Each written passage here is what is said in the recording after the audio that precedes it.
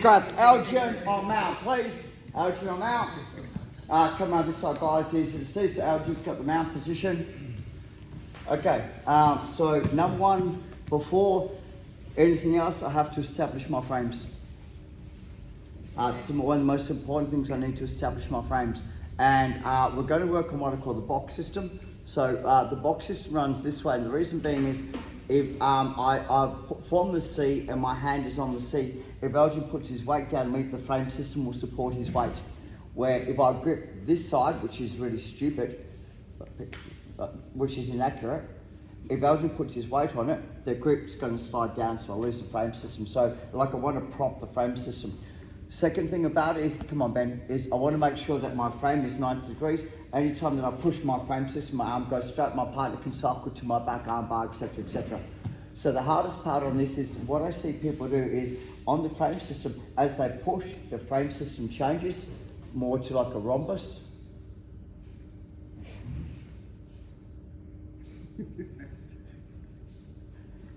I had to search that up. So if you think about it this way, right, is instead of trying to attack with my frame system, because my frame system holds my partner in place, so Elgin puts his weight on me. Okay, so my frame system stays, my hips side. You're going to find this is a really easy way to start to catch the quarter. So let's have a look at that again. I'm a huge fan. This one stays on the knee. So let's have a look at this. This is a really good question. On the frame system, generally they're going to have the knee on the inside, which is bad for me because I can pick up the arm. So what I like to do is I like to frame walk and just get my elbow to the inside. Ideally, it's on the top inside. It's not pinned on the inside where the frame system can become used against me. So it's kind of like top of the knee here. So if we're here, but I wouldn't go sides, I go side. So see how he's moving? So I just drop my leg down, and this is easy to catch. I'm not actually bridging. It's a slight raise to take his knees off the ground, and I'll just go side to side to catch the quarter guard. Quarter guard is pretty much anywhere from the knee down to the ankle. That's quarter guard. Anything from the knee to the hip is half guard. Anything above the hip is full guard. So I just want to catch the quarter guard. Really important to stop Elgin from recycling to my back is my frame system. So if Elgin does go to cycle to my back, I've got this ability to keep him away from my back. Does that make sense? So that's what this frame system does. Where my frame's here, he can attack my back. It's one of the biggest things I see people do is they get the quarter guard and they attack the hip and they try and come up and they've given away the frame system. So keep your frame system in, and I'm not moving. So Elgin goes, look, he can see the back, so as it goes to my back, this frame system will actually be better for me to be able to frame and keep him at bay. So start again. I'm going to go sideways just a little bit. Okay. So once again, it's really important. I won't start my escape till I get my frame system. So this is that when I talk about the steps. It has to follow the steps. So if I'm here, okay, frame system in, I'm ready to go. Side, side, side, drop my leg, catch the quarter, frame. This is where we want to be. Okay. 1, 2, 3. Take your time on this, please. This is the essence of what we're doing today, the core. So we don't get this right, we're going to have a lot of trouble later on. Ben, still got your necklace on. 1, 2, 3. Part. And I'll grab Steve, please, onto that. So generally, when I have the frame system, we've got a couple of ways of dealing with this. So the person that's on top, generally there's a locking mechanic, and this is the strength and the weakness in the frame. So what I see a lot of people do is they try and pick up the elbow, they try and pick up the arm, but if I put my weight on it, this is exceedingly hard to do.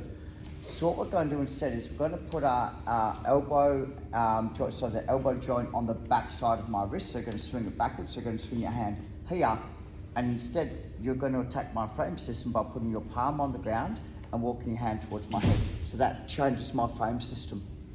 So one of the biggest, come around the side so you can see. Because otherwise you're going to ask me what you're doing and I'm going to go, idiot, you've been watching the whole video, and I'll just see it on YouTube later. Okay, here, the strength. So Steve will cycle back and break the frame, so this becomes a fight. Once my arms go, there's no more frame, let it go. Let him cross face you. Yeah. So let it go, let him cross face you. Bear with me. Okay. From Steve's point of view, anytime that he tries to pick my arm up from underneath, like pick it up, I'm going to attack the arm. I'm not going to do anything with it, but I'm going to attack the arm. So he goes, oh, my arm's in danger, pulls the arm back, and now I'll go back to so I can play a little bit of ebb and flow.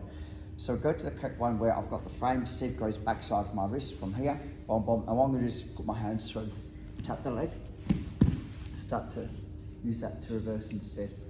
Okay, there's a hip switch there, so he doesn't take my back, we'll go slow motion. Okay, so frame, he backstrokes, come here, I dive my hands under, one high, so I'm using this to take his weight off me, and I'm using this to pin the leg. I don't complete my roll, because he will take my back. So here, and I trap it, here, once I'm here, I switch my base. Yes, we're in a scramble, but I'm no longer under mount. But we're in a scramble, but I'm no longer under mount. As a general, I like to tie the leg up so that if he tries to come back up on top, at least I've got like a guard or something like that to be able to play with. So this is a little bit more advanced. It does take a little while to do, right? But this is generally off the crossface. I generally call it, like technical term, eat the crossface, right? Eat the crossface. It's not the most pleasant experience. But off the crossface, you don't really have a lot of alternatives on what to do from there. Just go, Michael. So we're just going to frame up on the person on the bottom on your right-hand side to keep it even.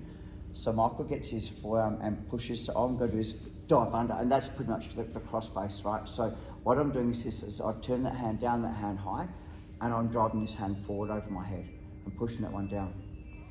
So I'll just wait about here, okay.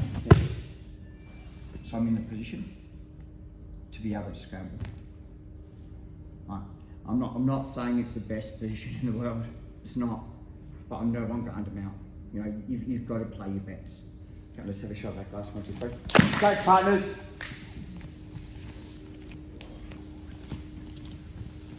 And the grapevine is actually a really good way to hold mount. Like if I teach my kids grapevine, throw your stomach through them, starfish, and if you don't know how to deal with the grapevine, it's actually quite an intimidating way because you can't move, your legs locked in. If you're an old person like me, it hurts your knees, you know what I mean? So it's one of those ones that we want to be able to have a system to be able to get out of the grapevine that number one is efficient, and number two doesn't jeopardize injuring myself or giving away like a submission or whatever like that. So I'll just go Belgian, please, on mount with the grapevine.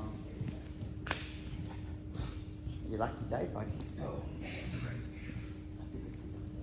I know. Okay. So just so we understand, right, the concept is that you take, you're okay, everything off the ground, so no knees, hands, all your weight's gone. It's pretty divine, actually, it's not that bad.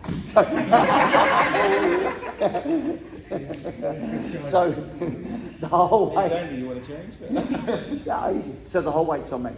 The beautiful thing about it is there's no contact on the ground. So first of all, turn my toes up, toes to the ceiling, put my calf on the ground. Okay, cross over, lock it. Fast.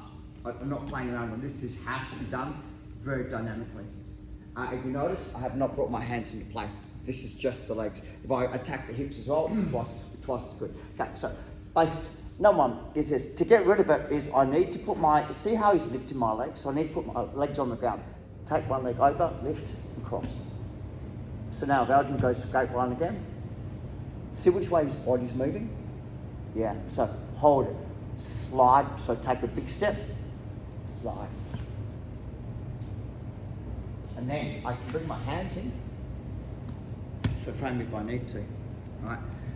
But this is designed so that I'll put pressure on his knee. So I'm pretty much re-grapevining him, but on a single leg instead of the double leg. And most people on this initial reaction will raise their hips to try and redo the grapevine. That's the time to attack. So don't hang out here because it's quite easy for him to get out of, but I'm waiting to deal with his initial reaction and use his initial reaction. I have tapped people with this because they hold mounts so much that they won't roll, that it puts pressure on the inside of the knee. They're like, yeah, that tap. It's not the intention, right? But, a tap's a tap, I'll take the tap. Michael, jump up.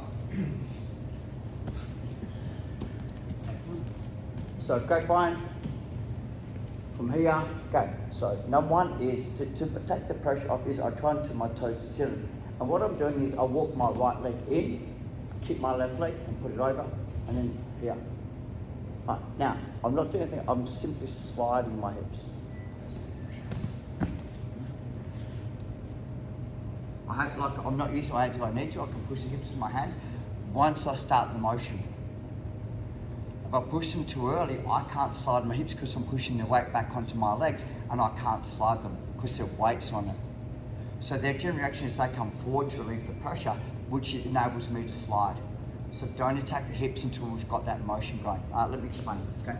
So, because I'm getting blank looks, but you know, they're good blank looks from great people. Okay. So, number one is turn this to the ceiling, slide my right leg in, kick my left leg out wide, track over, cup it. So now if I push it down now, I'm going to lock him up. So I just start, so once I start sliding, I can now use my hips if I need to, my hands if I need to. Once again, it's a frame system. From here. Okay. This will take a couple of shots because, well, if you've done it before, it's actually quite, if you've done it before, it's a really easy system to get out of the grapevine. If you haven't done it before, resist the urge to bridge. You've got to slide. That's the biggest thing on this. You've got to slide so you're putting tension onto the knee that's trapped. If you bridge, the knee can pop out and they can re-grapevine again. So I want to keep the knee smeared on the ground.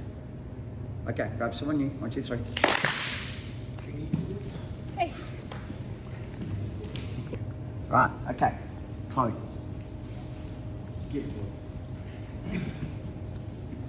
This will make a lot of sense. So grapevine from here. Okay, so take one leg in, take the other leg out so I can come over the top and here.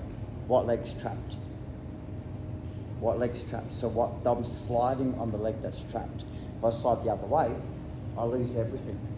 You know, I know that some of you are falling over because you're nice people, but don't. Right? It's not working. Number 2, right, is this. If I lift my hips, they're going to pull the leg out. So anytime that I bridge, I'll lose all the contact I have. So I need you guys to try and think about this ways. I'm going to put my knee on the ground.